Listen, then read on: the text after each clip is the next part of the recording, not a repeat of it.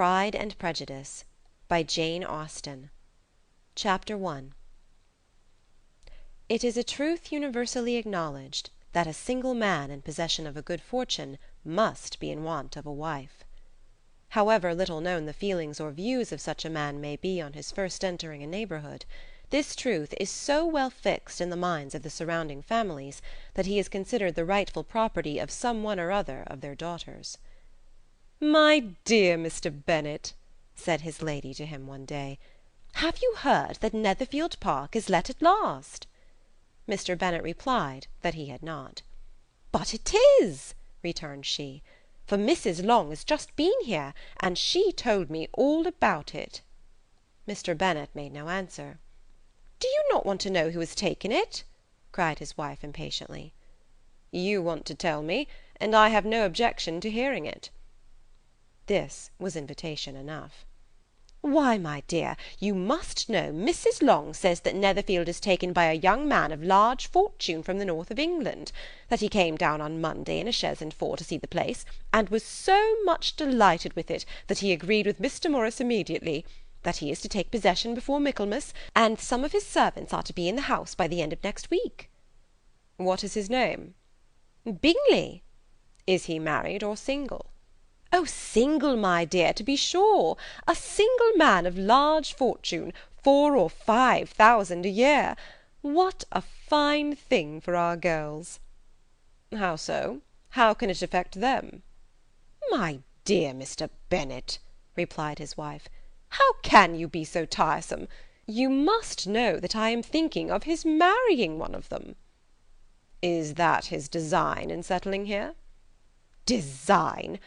Nonsense! How can you talk so? But it is very likely that he may fall in love with one of them, and therefore you must visit him as soon as he comes." "I see no occasion for that. You and the girls may go, or you may send them by themselves, which perhaps will be still better, for as you are as handsome as any of them, Mr. Bingley may like you the best of the party." "My dear, you flatter me. I certainly have had my share of beauty, but I do not pretend to be anything extraordinary now. When a woman has 5 grown-up daughters, she ought to give over thinking of her own beauty." "In such cases a woman has not often much beauty to think of." "But, my dear, you must indeed go and see Mr. Bingley when he comes into the neighbourhood." "It is more than I engage for, I assure you." "But consider your daughters. Only think what an establishment it would be for one of them. Sir William and Lady Lucas are determined to go, merely on that account, for in general, you know, they visit no newcomers. Indeed you must go, for it will be impossible for us to visit him if you do not." "You are over-scrupulous, surely.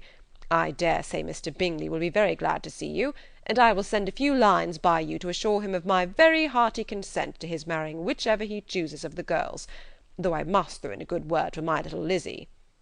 "I desire you will do no such thing. Lizzy is not a bit better than the others, and I am sure she is not half so handsome as Jane, nor half so good-humoured as Lydia. But you are always giving her the preference." "They have none of them much to recommend them," replied he. "They are all silly and ignorant, like other girls, but Lizzy has something more of quickness than her sisters." "Mr. Bennet, how can you abuse your own children in such a way? You take delight in vexing me. You have no compassion for my poor nerves." "You mistake me, my dear. I have a high respect for your nerves. They are my old friends. I have heard you mention them with consideration these last 20 years at least." Mr. Bennet was so odd a mixture of quick parts, sarcastic humour, reserve, and caprice, that the experience of 23 years had been insufficient to make his wife understand his character. Her mind was less difficult to develop. She was a woman of mean understanding, little information, and uncertain temper. When she was discontented, she fancied herself nervous. The business of her life was to get her daughters married. Its solace was visiting and news. End of Chapter 1. Chapter 2. Mr. Bennet was among the earliest of those who waited on Mr. Bingley. He had always intended to visit him, though to the last always assuring his wife that he should not go. Until the evening after the visit was paid, she had no knowledge of it. It was then disclosed in the following manner. Observing his second daughter employed in trimming a hat, he suddenly addressed her with, "I hope Mr. Bingley will like it, Lizzie." "We are not in a way to know what Mr. Bingley likes," said her mother resentfully, "since we are not to visit." "But you forget, mamma," said Elizabeth, "that we shall meet him at the assemblies, and that Mrs. Long promised to introduce him." "I do not believe Mrs. Long will do any such thing. She has 2 nieces of her own. She is a selfish, hypocritical woman, and I have no opinion of her." "No more have I," said Mr. Bennet, "and I am glad to find that you do not depend upon her serving you." Mrs. Bennet deigned not to make any reply, but, unable to contain herself, began scolding one of her daughters. "Don't keep coughing so, Kitty, for heaven's sake. Have a little compassion on my nerves. You tear them to pieces." "Kitty has no discretion in her coughs," said her father. "She times them ill." "I do not cough for my own amusement," replied Kitty fretfully. "When is your next ball to be, Lizzie?" "To-morrow fortnight." "Ay, so it is," cried her mother, "and Mrs. Long does not come back till the day before, so it will be impossible for her to introduce him, for she will not know him herself." "Then, my dear, you may have the advantage of your friend, and introduce Mr. Bingley to her." "Impossible, Mr. Bennet, impossible, when I am not acquainted with him myself. How can you be so teasing?" "I honour your circumspection. A fortnight's acquaintance is certainly very little. One cannot know what a man really is by the end of a fortnight. But if we do not venture, somebody else will, and after all Mrs. Long and her daughters must stand their chance, and therefore, as she will think it an act of kindness, if you decline the office, I will take it on myself." The girls stared at their father. Mrs. Bennet said only, "Nonsense, nonsense!" "What can be the meaning of that emphatic exclamation?" cried he. "Do you consider the forms of introduction, and the stress that is laid on them, as nonsense? I cannot quite agree with you there. What say you, Mary? For you are a young lady of deep reflection, I know, and read great books, and make extracts." Mary wished to say something sensible, but knew not how. "While Mary is adjusting her ideas," he continued, "let us return to Mr. Bingley."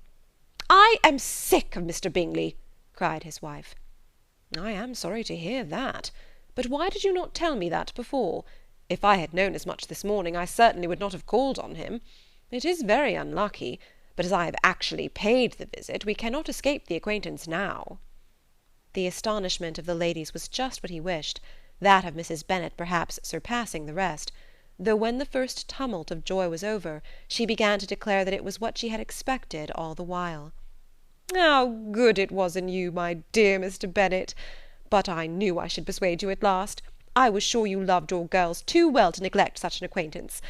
Well, how pleased I am! And it is such a good joke, too, that you should have gone this morning, and never said a word about it till now." "Now, Kitty, you may cough as much as you choose," said Mr. Bennet, and as he spoke he left the room, fatigued with the raptures of his wife. "What an excellent father you have, girls," said she, when the door was shut. "I do not know how you will ever make him amends for his kindness, or me either, for that matter. At our time of life it is not so pleasant, I can tell you, to be making new acquaintances every day, but for your sakes we would do anything. Lydia, my love, though you are the youngest, I dare say Mr. Bingley will dance with you at the next ball." "Oh," said Lydia stoutly, "I am not afraid, for though I am the youngest, I'm the tallest." The rest of the evening was spent in conjecturing how soon he would return Mr. Bennet's visit, and determining when they should ask him to dinner.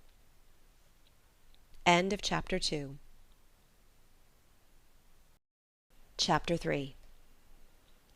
Not all that Mrs. Bennet, however, with the assistance of her 5 daughters, could ask on the subject, was sufficient to draw from her husband any satisfactory description of Mr. Bingley.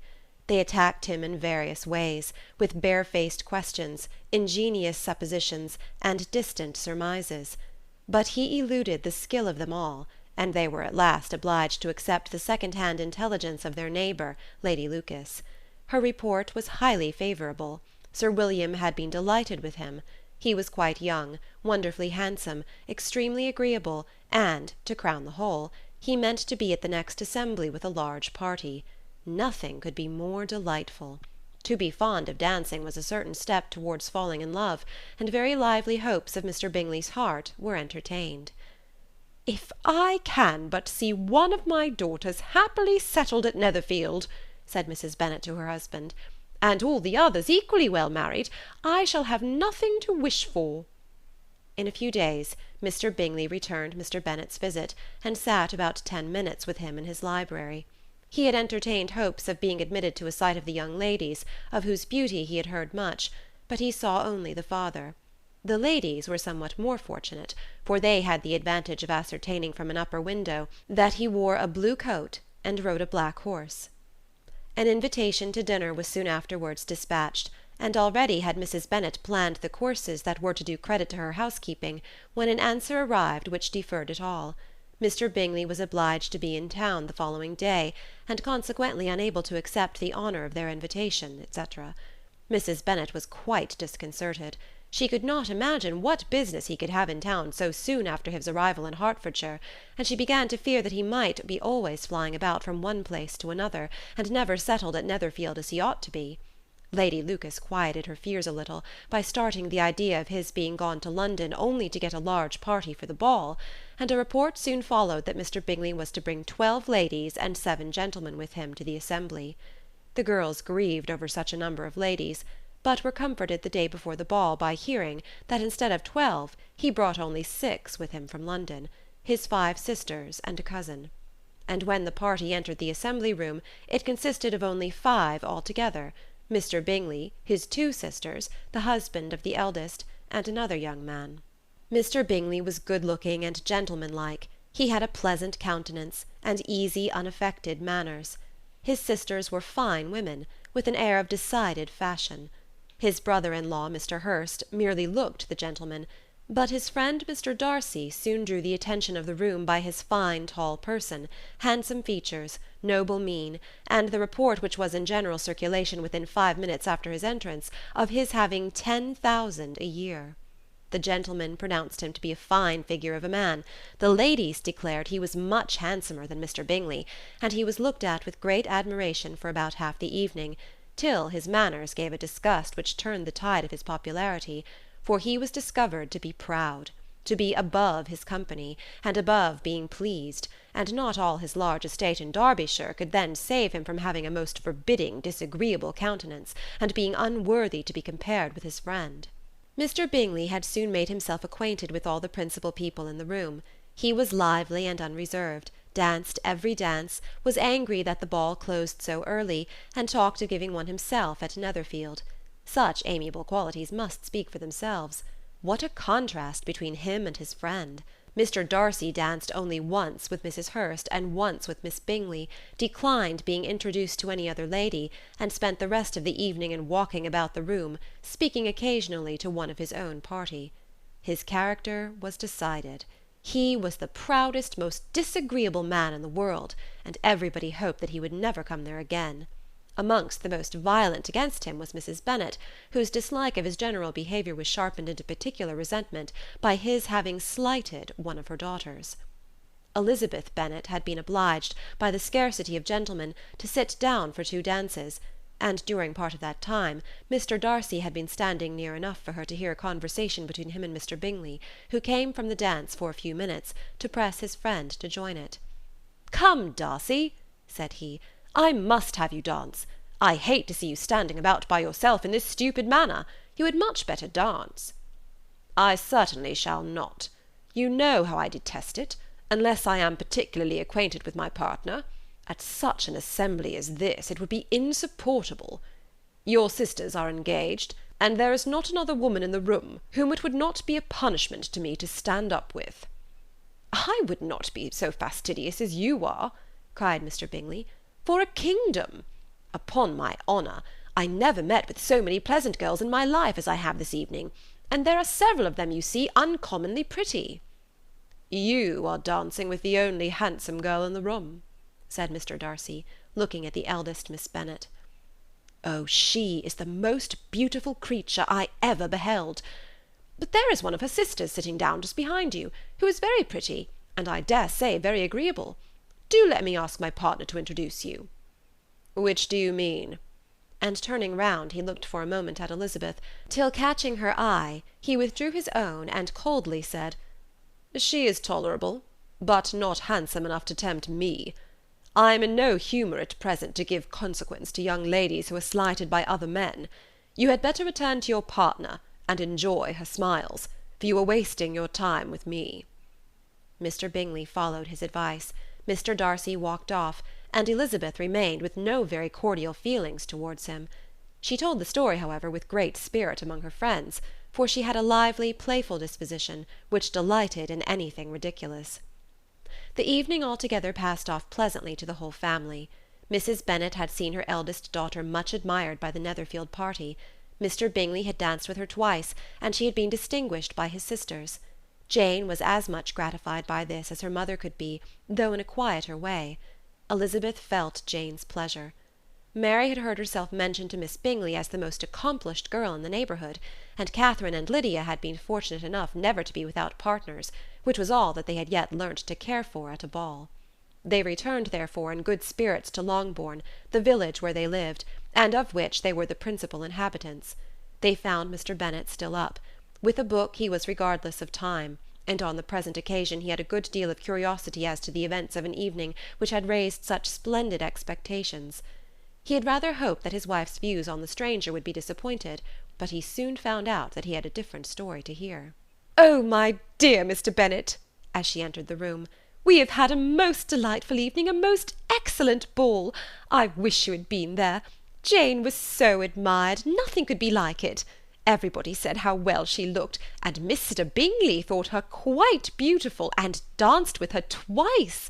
Only think of that, my dear, he actually danced with her twice, and she was the only creature in the room that he asked a second time. First of all he asked Miss Lucas. I was so vexed to see him stand up with her. But, however, he did not admire her at all, indeed nobody can, you know, and he seemed quite struck with Jane as she was going down the dance. So he inquired who she was, and got introduced, and asked her for the next two. Then the 2/3 he danced with Miss King, and the 2/4 with Maria Lucas, and the 2/5 with Jane again, and the 2/6 with Lizzie, and the Boulanger—" "If he had any compassion for me," cried her husband impatiently, "he would not have danced half so much. For God's sake, say no more of his partners. Oh, that he had sprained his ankle in the first dance!" "Oh, my dear, I am quite delighted with him. He is so excessively handsome, and his sisters are charming women. I never in my life saw anything more elegant than their dresses. I dare say the lace upon Mrs. Hurst's gown—" Here she was interrupted again. Mr. Bennet protested against any description of finery. She was therefore obliged to seek another branch of the subject, and related, with much bitterness of spirit and some exaggeration, the shocking rudeness of Mr. Darcy. "But I can assure you," she added, "that Lizzie does not lose much by not suiting his fancy, for he is a most disagreeable, horrid man, not at all worth pleasing. So high and so conceited that there was no enduring him. He walked here and he walked there, fancying himself so very great, not handsome enough to dance with. I wish you had been there, my dear, to have given him one of your set-downs. I quite detest the man." End of chapter 3.